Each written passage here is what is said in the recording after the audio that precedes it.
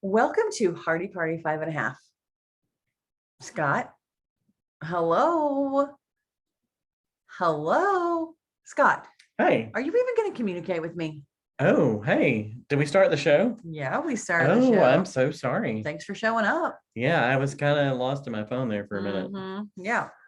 Do you feel like I needed to speak up? I did feel like you needed to speak up. Well, I mean, what did you feel like when I was totally engrossed in my phone? Yeah, I felt like you were not available for communication, even though we had agreed upon communicating. Yes.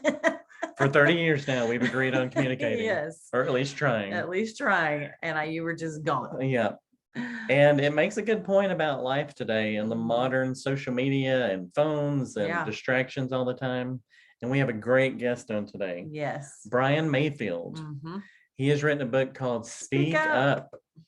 And it's all about having conversations with each other, even hard conversations. Right. But doing it in a loving way so that we can communicate and build each other up. It's important. Before we get started on this podcast, we want to let you know that we just had a huge power surge. It's been like 108 degrees in Texas for like, I don't know, 65 years, forever. It's been so hot. It's been like two weeks straight. Like a minute of rain today. And I think every person I know was like playing in puddles outside. Anyways, our internet was just a little crazy during this interview. So we hope you will bear with us. It is such a great interview. You're going to want to hear everything BRIAN has to say. Please enjoy our interview with BRIAN Mayfield. Okay, BRIAN, as a pastor, you decided to write a book on communication. There's 1,000 other things in the Bible you could have written a book about. So why did you pick communication? I think because I've seen the evidence that communication is where most relationships break down. I think there are other things that are often a byproduct of that. But whether it's going into marriage with unrealistic expectations, or things that are miscommunicated or just not communicated at all. Very often, if I sit in a counseling situation, I sit and listen, and it's almost like you can pinpoint, oh yeah, there, you guys stopped talking. Yeah. I have watched, even within, whether it's in your own family, you'll watch this relative who has tension with this relative, and it's like, if you would just be honest with each other, you'd cut all of this malarkey out. But we just go on that way. And so I think that there's probably a lot of whether it's books, advice out there on not opening your mouth. I felt like we needed the opposite. So we're all going to open our mouth regardless. Let's make it productive. Right. Yeah. It's funny you say that. I was just talking to our middle son, Jake, just got engaged. Oh yeah, I saw that. Yeah, I told him, I said, don't check out of this process of planning this wedding. I said, this process of planning this wedding is not good wedding practice. This is good marriage practice. You're going to work on communication. You're going to work on compromise, and you will use those things conflict, for the rest of your life. So I'm hoping he stays present. Yeah. When you talk about the communication, and I know in our relationship, when we first got married, I was like you talk about having tough conversations, but I was the guy that if we were going to have a conflict, I would recede and I wouldn't want to talk. And then she would want to jump on it and let's talk about it right now, which I think is healthier if done in a loving way. But I think that's the key. Yeah. And that's what we learned about each other is like, I need to go away and think about it. And I can't talk about it right now. Yeah. But why is it so hard for people just to have those hard conversations then? Uncomfortability. Now, I will say, I think that you raised a good point there, Scott, because like Morgan and I think are the opposite of you and Rebecca. Like I am let's talk about it now. Yeah. And what I began to realize, and I even see this on like the staff here at our church. I have people like myself who process by talking about something. But then other people have to process before they talk about it. And so I think, again, the key is you have to find that middle ground, but ultimately it can't just be avoidance. And this also reminds me, you know, in the book I quoted many times, the book Crucial Conversations, which I would just say to anybody on a professional level, if you need to read a book on communication, read theirs before you read mine. The whole book is based on the premise that, so we'll avoid this conversation because of the fear, like, well, there's a 50-50 shot if I have this conversation that it might be uncomfortable. And maybe there's like a 25% chance there might even be a bad outcome. But if I don't have the conversation, there's like a almost 100% chance bad outcome. But I'll live with that. I'll live with that rather than face the possible uncomfortable. And I think we've just got to be willing to wade into the tension in life a little bit more often. Yeah, for sure. When I think it's those expectations that short circuit us, because we're thinking worst case scenario usually. We're not thinking, oh, this is going to be great. We're thinking, oh, bad things are going to happen if we have this conversation. Right. So. Well, and the other thing about those communication styles is, for us, it's like I realized that me kind of going after him and like needing to have that conversation now was selfish motivation. I needed that so I could sleep. You know, I needed that so I could have a brain rest, because I'm not stopping thinking about it until it's resolved, you know. So it was really purely selfish. It had nothing to do with, you know, truly resolving conflict. It was just to make me have a better moment, you know, which is difficult. So in the book, you talk about the importance of face-to-face communication, which we totally barely do anymore. Scott and I were just talking about how we both have jobs, me being a hairdresser, where we're privileged enough that when people are, and he's, you know, graphics, he's usually with people. Most of my conversation happens in my chair. It's 30 minutes of time without a phone. I can't hold a phone and cut hair. And most people are not on the phone when they're sitting in my chair. Most people, unless they're between the ages of 13 to 17. But for the most part, that face-to-face communication is so important. What do you think are the benefits of that? Why should we really make sure we're doing that? So, funny story, like I remember I really started preaching heavy when we lived in Kansas. And one day I came home on a Sunday and Morgan said, "Hey, are you aware of the faces that you make when you're preaching?" And I'm like, "What are you talking about?" And she said, "So I think that there are times that you're not mad, but it looks like you're mad." And she said, "You have angry eyebrows." Like, and she drags me in the bathroom and she said, "Make this face." And all of a sudden, like, I look in the mirror and I'm like, oh my God.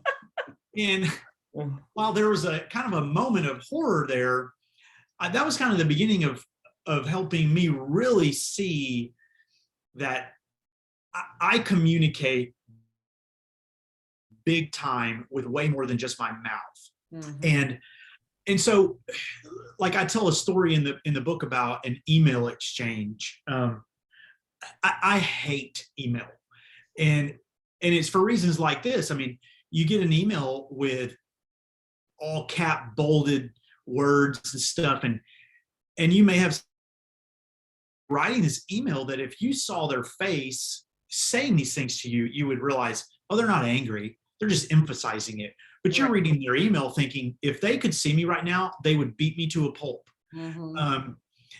This is the other reason why during this season of pandemic that we thankfully are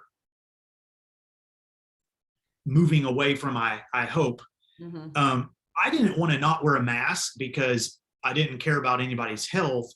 It's because I communicate with my face. and I'm out in public and I'm smiling at people who have no idea that I'm smiling at them, and they just think, hey, why is that guy staring at me? Right, with those eyebrows. With those Yeah, angry right. eyebrows. Looking to me with his eyes. But I think that our tone, our face, there's so much more about conversation and communication than just our words, and we lack that. And that's why I will say that, while again, like, I would obviously rather be sitting down with y'all face to face, person to person, doing this. This is way better than email or text or what have you. Yeah. And so I just think that face to face, being able to see somebody, hear their voice, I think it's being, like you said, I mean, it's being massively neglected now. And it's not that we need to do away with email or text, but I think we've got to be really selective about our modes of communication. Yeah. The expectation or the motive that we have and what we want to say and all that probably ought to have some bearing on the method. Yeah, absolutely. Like, if you're just like, I think of guys, usually when we're texting back and forth, a guy is like, we just want information. Like, we're going to meet here, we're going to do this. Yep. And that's more of a text conversation. But if you need to emotionally talk to someone about something, and you see it all the time, and you see it on Facebook and social media, when you start getting into deeper conversations that involve some emotion, it's hard to tell how people, like you said on the email in your book, it's like, you thought this person was irate and they really weren't. No. Right. And I think we get the same thing on social media and text, like, oh my gosh, I can't believe they're reacting like this, when really it wasn't that big a deal to them. Right. Yeah. Yeah. So, For and sure. with you, it's your eyebrows. With me, it's my voice, because I tend to be, I'm usually pretty low key and quiet, but I can get a booming voice, and like it is, and I can get loud, and I sound angry, but I'm not. So I've realized, like, I don't think I am. There's There's a time, sometimes. the last time we played softball together, I think you were a little angry. I at the think I was team. for a moment. There yeah. was a little, a little I bit. did apologize after. You talked about apologizing. We had to have that hard conversation. But Face to face, right, hard conversation. yeah, in the dugout. But I think 90% of the time, I'm probably not angry or anything, but I sound that way. So like you with your eyebrows, I've got to think, okay, if I get loud here, people are going to think I'm angry. Yeah.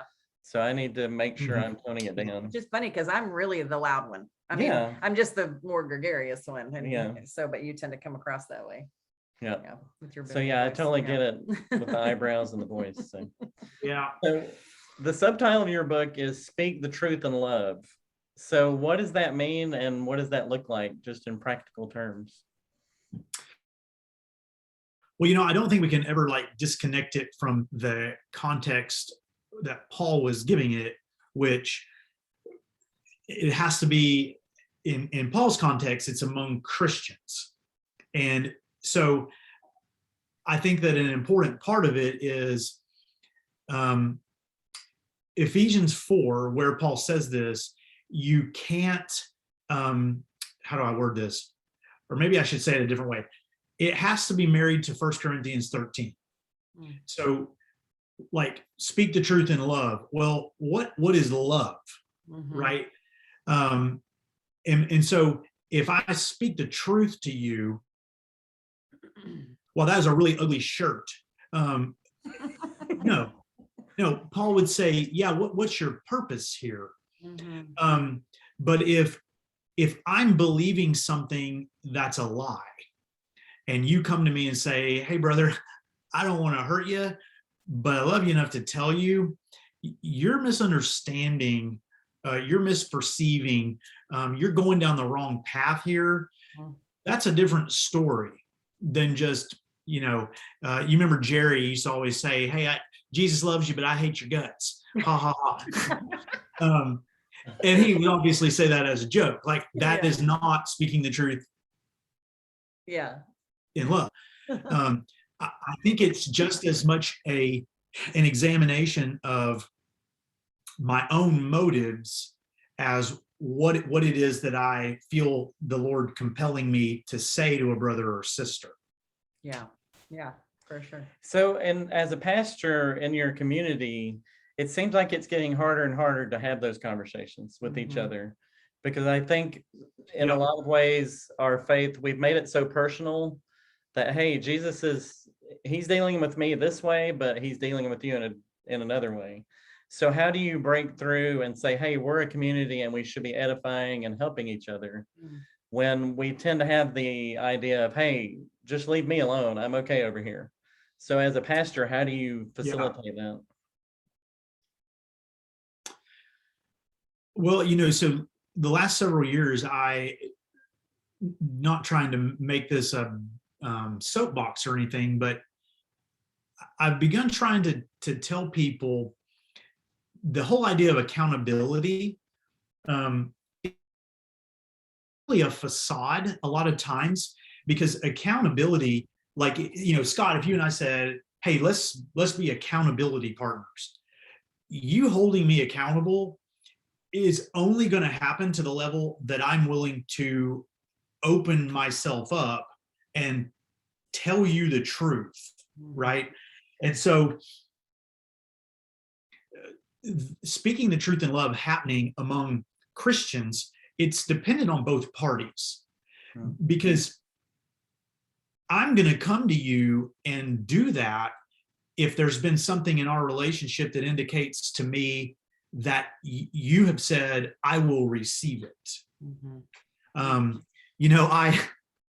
I'm probably about to open a can here. I talk about my mom in the book a lot, and y'all probably knew my mom long enough to know, my mother is I say what I think and then think about it later kind of person, which is where I genetically got it. But mom, I don't think, like, my mom can meet someone for the first time, and I think it's a generational thing. She just assumes you must want me to tell you the truth.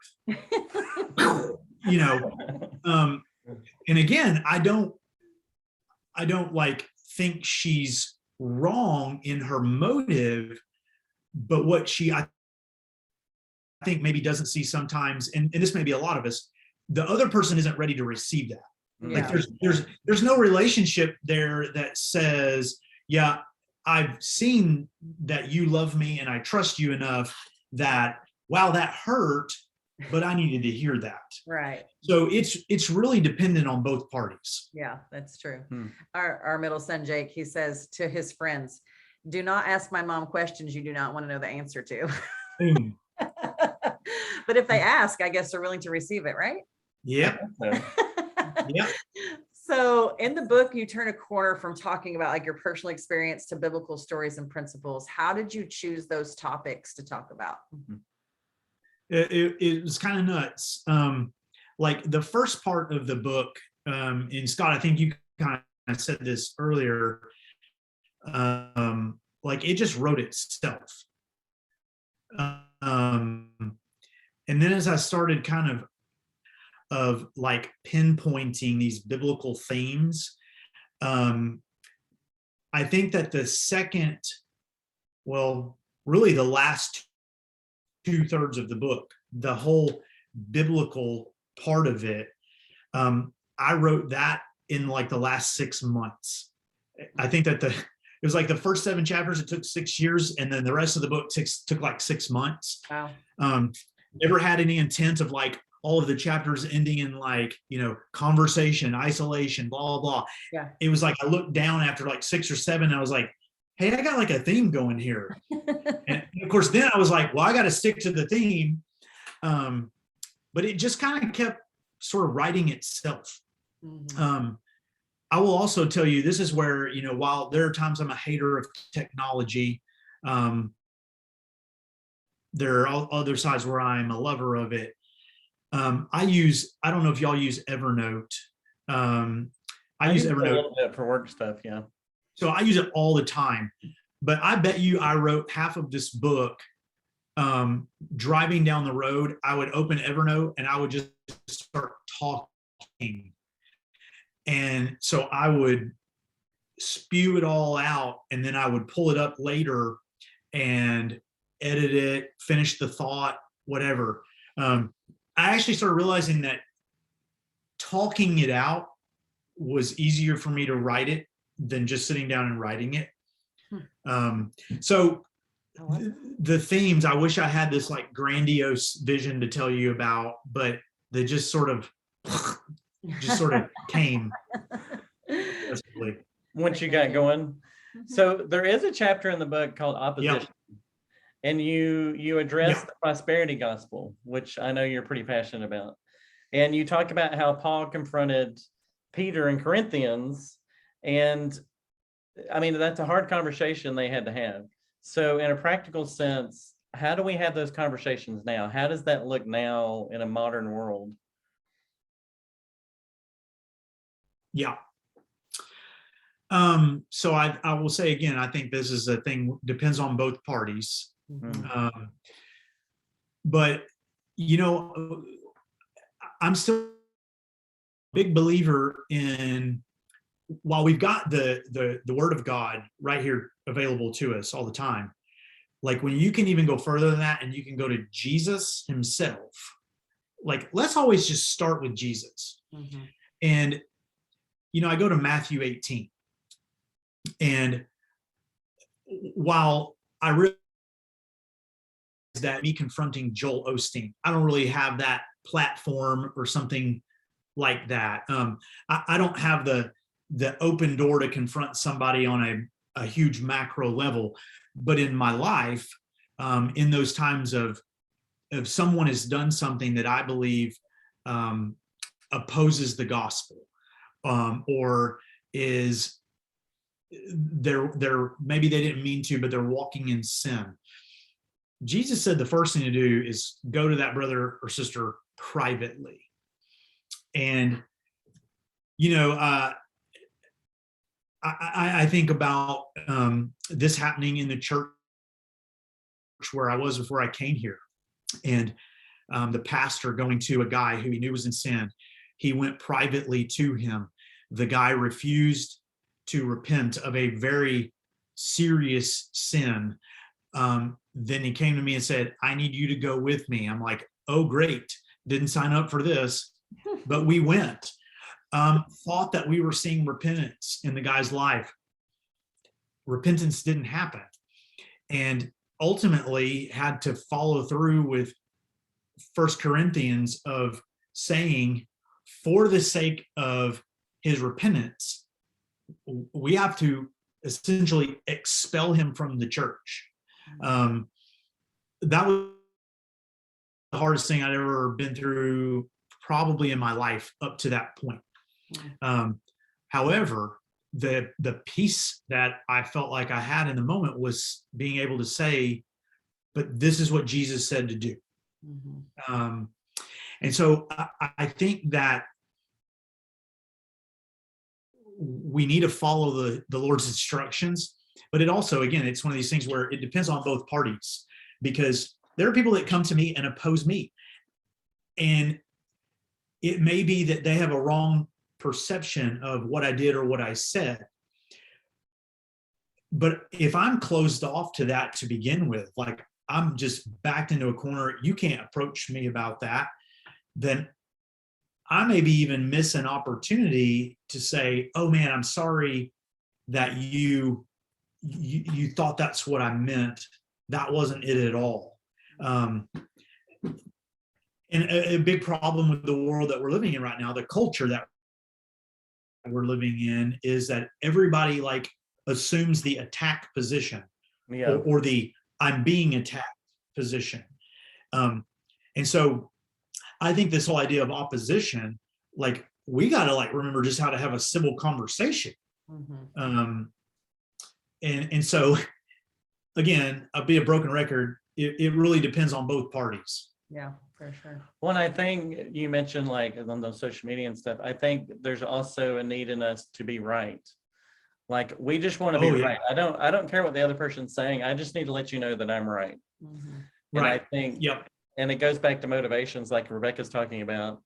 It's like, what's your motivation in bringing this subject up, and why are we talking about it? Yeah. So So from a Christian perspective, what's the difference between anger and righteous indignation? And how do we know the difference? How do we know when we're doing one or the other?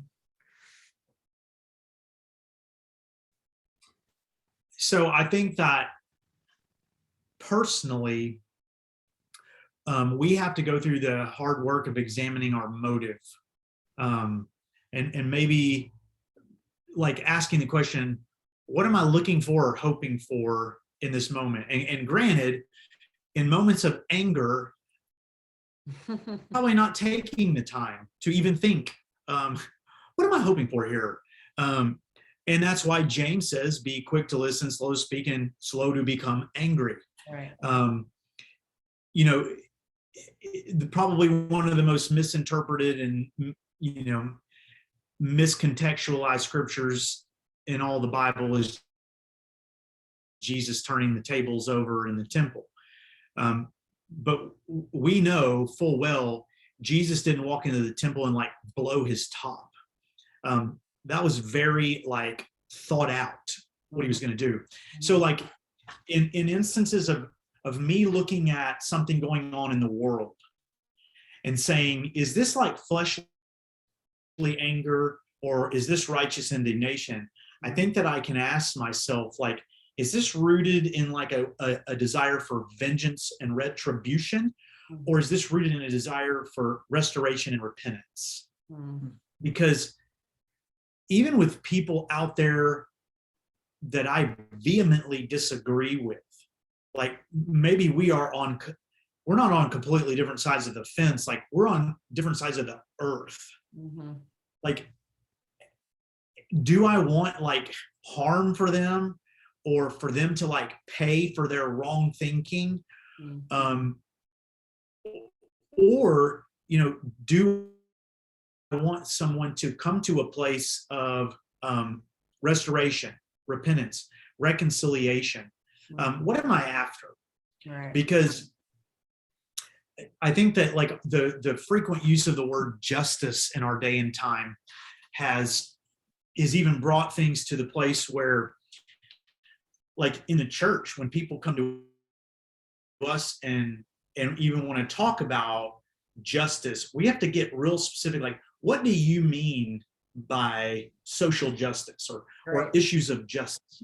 Because God's idea seems to be a bit different than ours. But between the anger and the righteous indignation, I think that it comes down to it's on us to really examine our motives.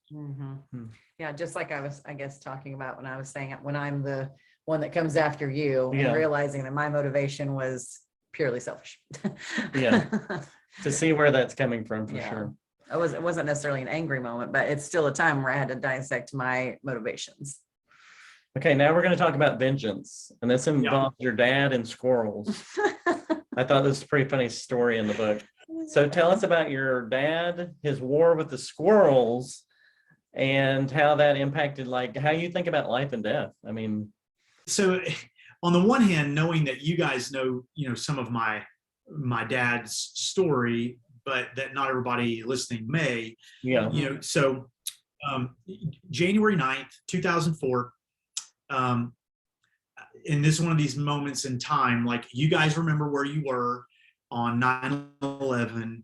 I was in the bedroom of a kid that had just come home from Marine boot camp in my youth ministry. My brother calls me, says, Dad fell through the ceiling. We're in an ambulance on the way to the hospital. And I'm like, well, what in the world happened? Well, call me and let me know if everything's okay. And Brent's like, yeah, I don't think you understand what I'm telling you. Like, Dad's not conscious. 12 hours later, we're on a plane to get to Dallas Fort Worth. My dad was in a level 1 coma for 5 weeks. I mean, it was 5 weeks before he opened his eyes. My mom was told twice, your husband is never going to wake up. You're never going to speak to him again. So I had come to the point where, and I think there are people who would say, well, God, that's morbid, Brian. And I guess all I know to say to that is sorry, but I came to the point, and it may have even been subconscious, of I'm never going to talk to my dad again. Like, I think that in my mind, in my heart, my dad had died. And so when my dad, over a year-long hellacious process, recovered, and he was never fully himself again, like, we were given this gift. And so when my dad got cancer, and it, I mean, he fought that cancer for 2.5 years. When it began to be like this, he's not going to beat this. I had already said goodbye to my dad like 4 years before that. Mhm. I'd all of a sudden been given this gift of these added years. So I got to this point where my main goal is I don't want my dad to suffer through this anymore. But so in the midst of all this, my parents had to move out of the house that they lived in when my dad had his accident. They moved into a different house. And somewhere in the midst of all this, squirrels start getting into my parents' attic. And I guess as somebody with a traumatic brain injury, my dad just got real, like, tripped up on, these squirrels are not coming in my house. I'm going to get them. And, like, mom would be calling us every other day. Oh, your dad, he wants me to go check on the squirrel traps in the attic, blah, blah, blah. And so it was one of these things that, the moment the story I share in the book, I think that the real thing for me there was you can't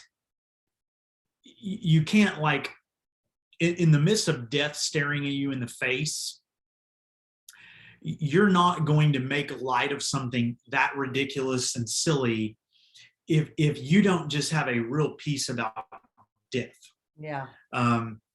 And while I don't know that my dad fought real hard through this is like some conscious effort, I think that whole story, that was an example of my dad knew the tension that had to be going on in the other room, and it was like he had to do something to relieve it. Yeah. And he did.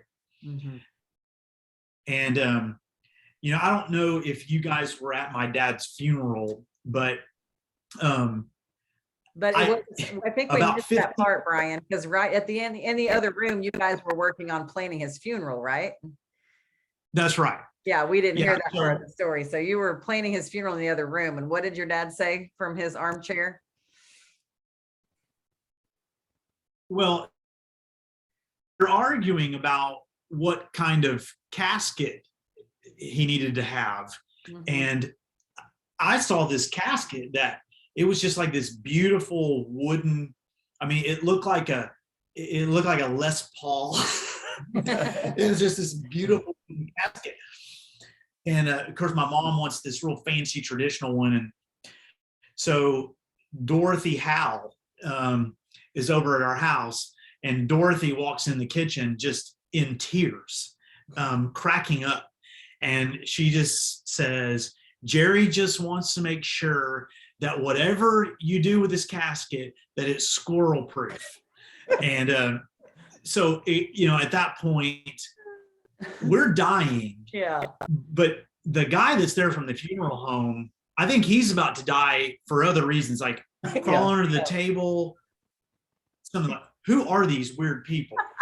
But, again, I felt like it took me later, maybe even years later, to see that there had to just be a overwhelming level of peace and even selflessness in that moment to want to relieve our tension.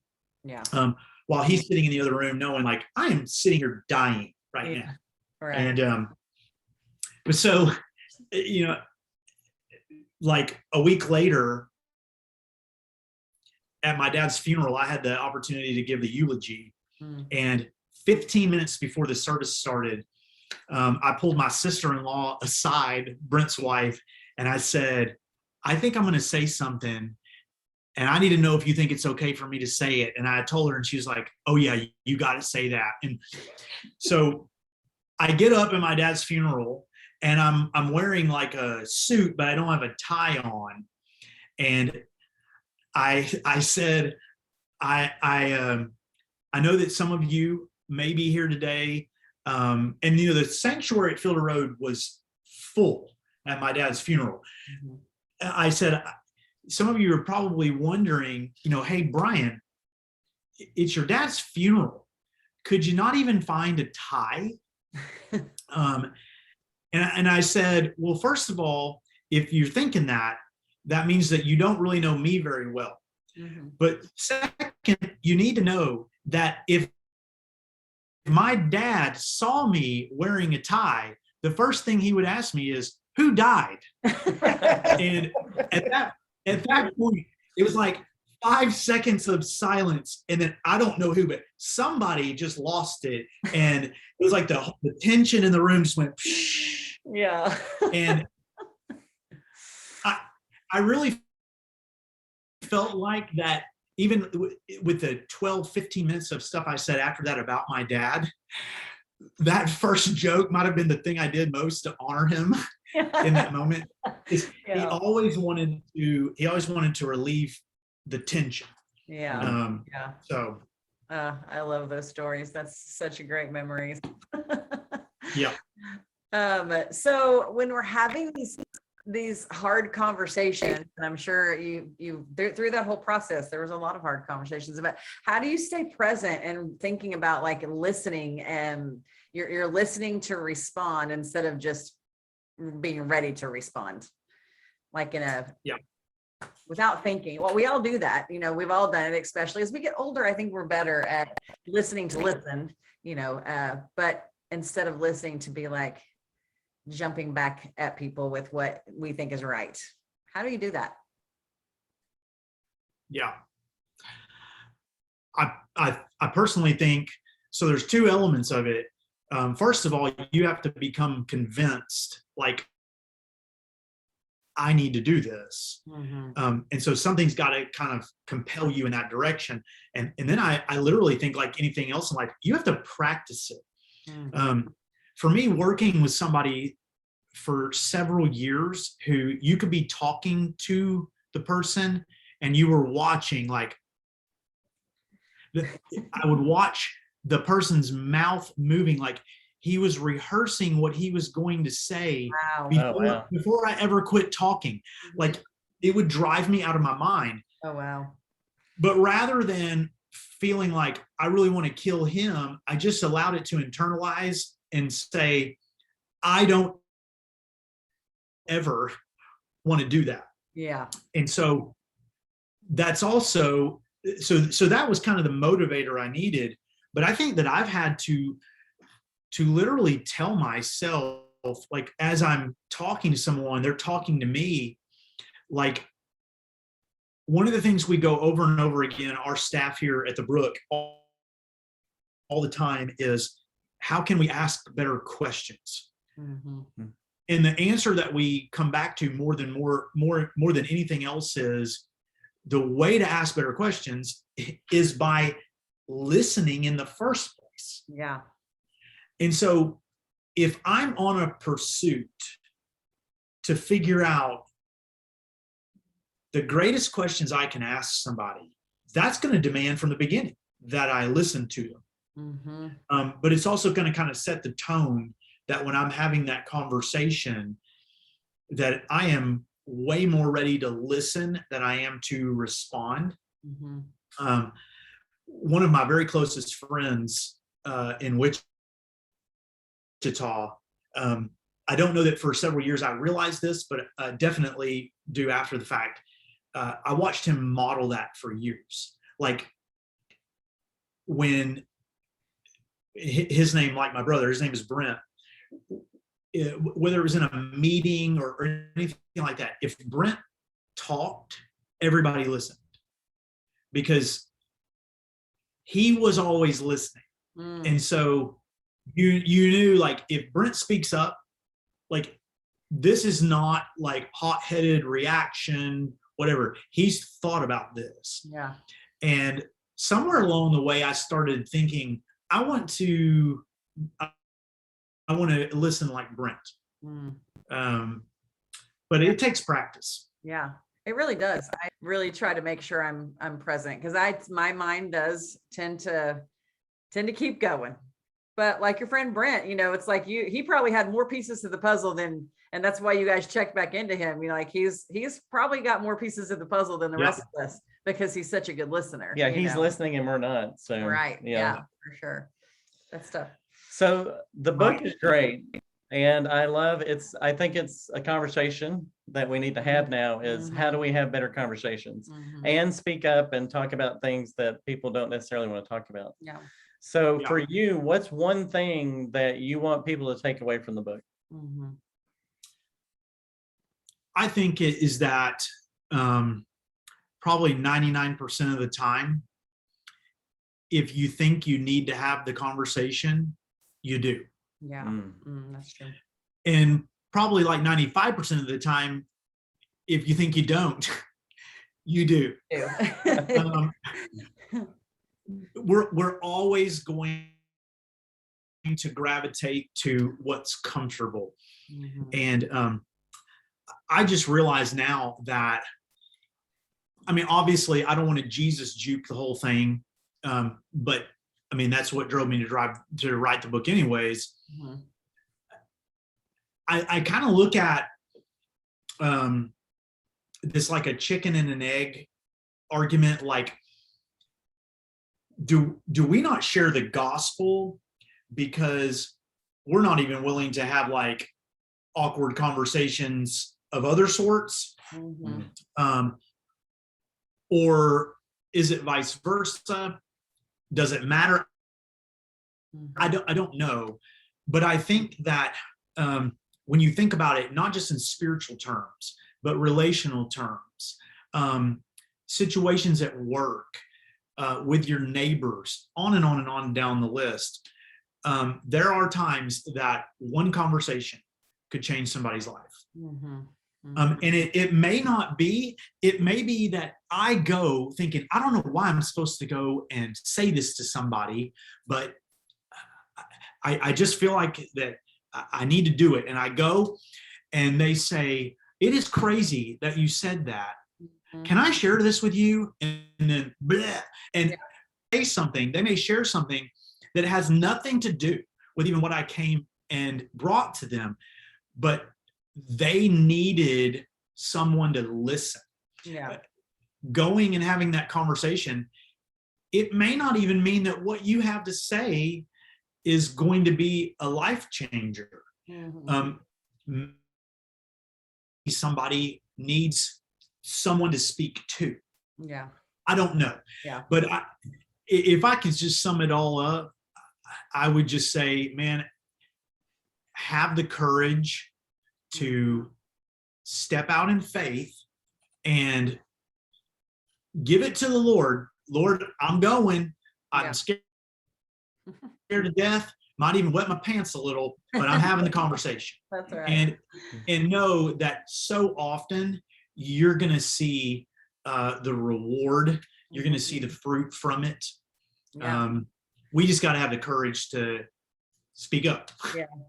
I have a personal experience with that. It was interesting. I was sitting in a meeting with church people, actually, a man and a woman, and the woman, because of something I said, stood up and left the meeting in tears.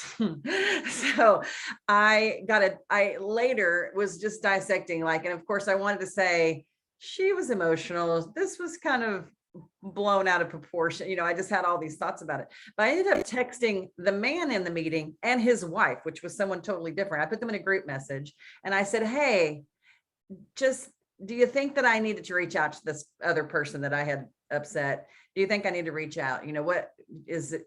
do you think that they were upset enough that that was directly from something I said? Do I need to reach out? The guy responds in the group message and says, nah, it's good. And the woman responds with like 3 paragraphs of, yes, you should, Yeah. And so I did. And once I did, the girl I had upset responds with, listen, this had nothing to do with you. There were so many other things building up to that. And I just needed an outlet, and I'm so sorry. And so it was just this whole, she needed to tell me that, and I needed to tell her that. If I'd have listened to the first part of what you said of like 95% of the time I need to reach out, and I really wouldn't have asked the question, but I might not would have done it anyway. So, it was a lesson kind of for all of us, I think. Yeah. In communication and the importance of it. Yeah. Yeah. So Brian, gosh, so good to catch up with you. I hope that your son comes to Texas sometime to play baseball, or somewhere close, Oklahoma. We'd come up there to see him play. That's right. We would, we will always go find a baseball game to watch somewhere. So Amen. You'll have to keep us in the loop on that. We're so proud of you guys, and we loved catching up with you. So many great memories of traveling with youth choir and all the crazy things from youth, and Yep. lots of history and lots of memories. And we just thank you for writing this book. It's very important, and we can't wait to share it with people. We're going to do a giveaway of 10 books that you have autographed for us. And so we're just super thankful and super proud of you, kid. Thank you, You're not a kid. We know you as a kid. You're not a kid. I know. So I've got less than a month for the big 5-0. Oh, Oh, my. wow. That's crazy. That's what's so crazy is that we were babies, Yeah. because I'm 51, Brian, Yeah. and he's 52. So while you were still in the youth, we were married, but it seems like we were basically obviously youth too. we had no business being in charge of people. I mean, that was Oh, dumb. I understand. When Yeah. I went to Wichita, in the back of my mind, I thought, you people are entrusting your kids to me? Yeah, Like, I know. you're nuts. We are not qualified. We're just Right. That's funny. anyways. Well, we appreciate you, and thank you so much, Brian. Thank you, Brian. Appreciate it. Okay. Later, man. Thanks, Brian. Yeah. Scott, that was such a great interview. It really was. Yeah, everybody needs to hear that stuff. Yeah. And even though we've practiced a lot of those things, I mean, I think that some of those things we've hammered out. You always have to work at it. Well, yeah, you're But- constantly working on communication. I Yes, think. but some of those principles, I think we have kind of hammered out just for the two of us. We might not be great at it with other people. Point in case with Yeah. my example at the end with the friend of mine that I needed to text and have a conversation with. Yeah. But I think that, you still have to work at it. You still have to work at it. It gets easier with the people you love, I think, but it's still harder. You think it's not? Well, I think it can it depends. I think it goes back to what Brian was saying overall, is it's your motivation. Mm-hmm. I think it can go one of two ways with the people you're closest to. Mm-hmm. I think it can get better and better if you're motivated and focused on getting better communication wise. But I think it could also get worse and worse, because like when you're that close to the other person, you know all the buttons to push. Yeah. And you know all the things you can do. Like when I was on the phone earlier Mm-hmm. before the interview, that's the kind of stuff that I know just totally bothers you, that I'm not focused in on what you're saying. All right. So I think no matter what, we have to keep working, and it's the motivation of, do I want to communicate better with you or my friends or people at church or people at work? Yeah. And when I do that, what are the benefits of that? And I think that's what Brian's book does so well, is if we can get through these hard conversations, we're all going to be better for it. That's right. Yeah. Yeah. I agree. I guess I was kind of thinking on the like pattern of, my heart the best. Mm. And so you wouldn't understand my intent the best, but you have to get Yeah. to know somebody to even understand where their motivation is coming from. So, that's probably, I don't know, that's another little aspect of communication. It's very complicated. We all need to work on it. And books like Brian really help us. It reminds us of things we've forgotten, Yeah. and it gives us new things that we can work on and use to communicate better with each other and That's right. people around us. So we have a giveaway of 10 books that are autographed by Brian, and we can't wait to get those in some 10 lucky people's hands, and we will get on that. We hope you enjoyed this episode of Hardy Party 5.5 with Brian Mayfield. Go get you a copy of Speak Up. Hardy Party 5.5, over and out. We'll see you next time.